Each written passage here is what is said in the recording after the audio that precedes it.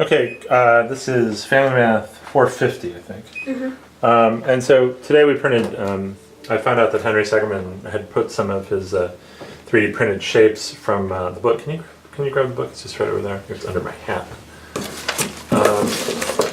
He put some more, or put some shapes from this Visualizing Mathematics with 3D Printing books on Thingiverse. And I printed two of them.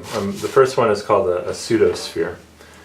So first, I'd like you to hold this shape and keep it on camera, but you can look at it and tell me what you think. He's made it with some holes in it, but the shape itself has would just be a smooth surface going all the way up to infinity.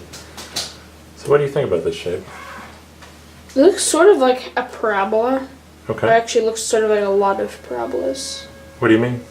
It's like, well, a lot of half parabolas, because you could take a parabola and then sort of drag it around this circle. Oh, okay. So you're thinking it looks like a half a parabola kind of rotate around the z-axis. Mm-hmm. Okay.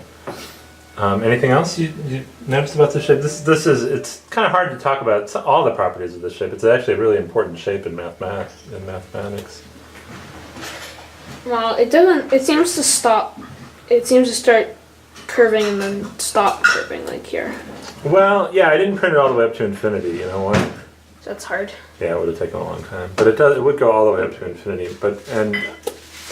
And although it doesn't look like it's curving, it still would be curving a little bit, because like you can see down here it would be pointed where it would cross the axis. Mm-hmm. And it never would cross this axis. It definitely is a shape that's rotated around the z-axis, but it's not a parabola.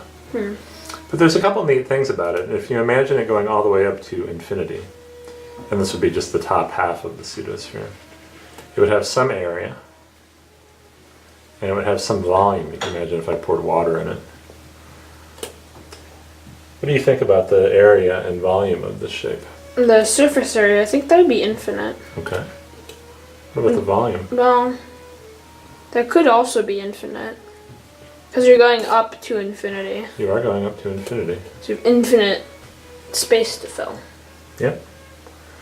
It turns out, incredibly, that both the surface area and the volume are finite. Hmm. Which is pretty surprising. Yeah. Actually. So if this was like a glass of water, it would only fill so much water. And the full pseudosphere is this on one side and actually the same shape on the other side. And the radius is just the radius of this circle. So it turns out the surface area is the same as a sphere with the same radius. And the volume's half. Which is pretty neat.